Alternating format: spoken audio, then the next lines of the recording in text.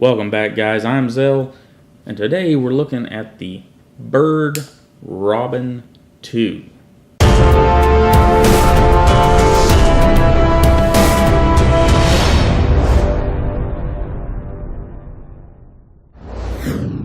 So let's get a look at the Byrd Robin 2.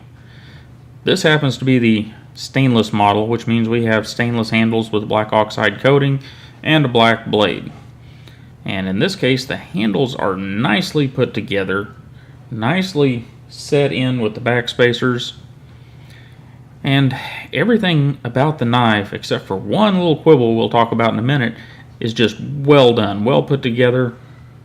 Little blade is well centered in there.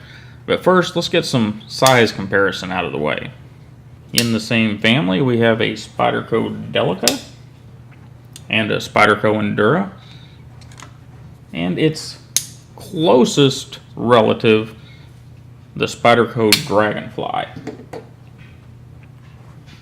Now, if you're not a Spyderco guy, we've got a Cryo G10, that's the smaller Cryo, and we'll throw out a Benchmade Mini Griptilian. So it is a very, very small knife. And by small, I mean it's about 3.3 inches in overall length whenever it's closed. It's only about 1/3 of an inch thick. And when we open this guy up, the blade is 2.34 inches long with an edge length of just under 1.9. And while we got it open, let's get a good look at this blade. We've got our comet hole, and if you don't know about the comet holes, that's what Spyderco puts in the Byrd knives. Works pretty much exactly the same as a Spidey hole, one of the round holes that Spyderco puts in the Spyderco branded knives. And we have our Spyderco design. People try to call this a drop point, or some people will call it leaf shaped. This, though, really is just a Spyderco design full flat grind blade. And they're very effective. Work really, really well for a multitude of tasks. And the action on this little guy is just a smidge rough. But, you know, at our price point of 24 bucks, we're not going to complain about that too much because we're getting quite a lot of knife here. You know, they give us the option, 4-way option on the pocket clip. Tip up, tip down, blade forward, blade back in either pocket, whatever you prefer. We've got a lanyard hole up here that we can slide our 550 through if we feel like it. And this is probably a good candidate for that. You know, so a little lanyard to get a hold of it whenever you got it down deep in your pocket. Because I haven't carried this one much, but I've carried a Dragonfly quite a bit. And I know a lot of people will say, well, I use it as a money clip. Well, I don't find it terribly useful as a money clip. However, you can take the clip off or leave it on there and just let this be a floater down in your pocket, and it works really well for that. More that this knife really has going for it is ergonomics. You know, you got this little less than 2-inch blade, but like the Dragonfly, you got a full handle and you can do just about any task that 2-inch blade will allow you to do. And the beauty of this is, look how well it fits in the hand. There's my index finger, middle finger, ring finger, and pinky.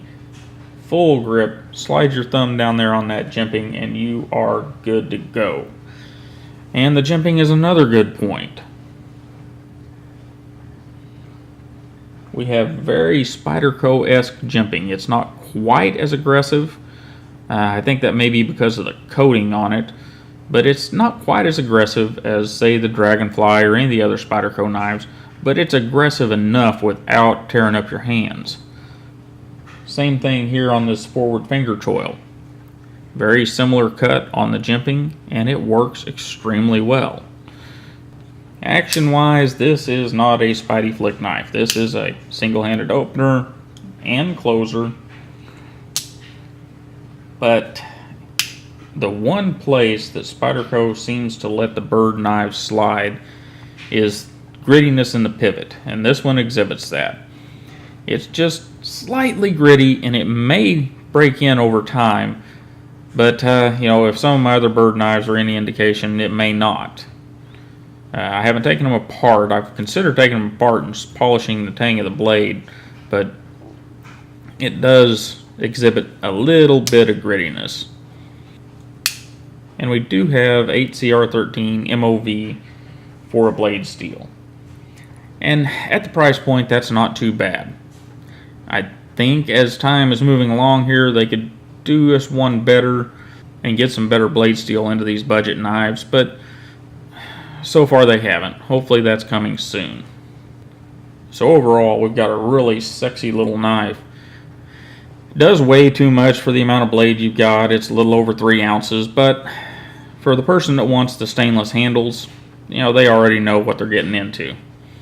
And the black oxide coating is probably not going to stick around forever, but that's up to the purchaser. If you want to deal with that, wonderful. I probably would not buy one of these to use every day because of that coating. I would get the regular stainless model or the FRN model, and probably the FRN model for the weight savings.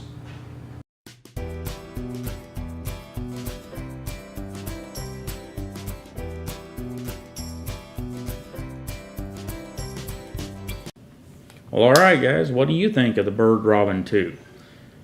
My thoughts are pretty simple. This stainless model is really cool. The all black with the black blade and black oxide coating should last fairly well, but as we know, all of those coatings eventually wear off. So if I were to buy a Robin 2, I would probably get the FRN version or the G10 version. Same knife, both those versions are lighter than this one by an ounce or so, but you get everything you get here. You get the small little blade that's legal just about everywhere. You get the pretty nice action and really good fit and finish. I do have to wonder though, I have 3 of these Byrd knives in this line, and all 3 of them are a little gritty in the pivot. Other than that, the fit and finish on these knives are way above what you're spending. Way above. They're all centered up pretty well, and everything matches up good. They use decent fasteners. So it just makes me wonder if that's one of the specs that Spyderco wasn't too serious about whenever they contracted these Byrd knives to be made in China. But anyhow guys, overall we have a really cool little knife that comes in at a really great price. Now there is a Dragonfly out there, and we will talk about that in another week or two, but this knife at around $20 or so, a little more in the G10 maybe and a little less in the FRN, makes for a very compelling choice as long as you're willing to keep the 8CR13 MOV nice and sharp. Anyhow guys, I really appreciate you stopping by. Don't forget to like, share, and subscribe.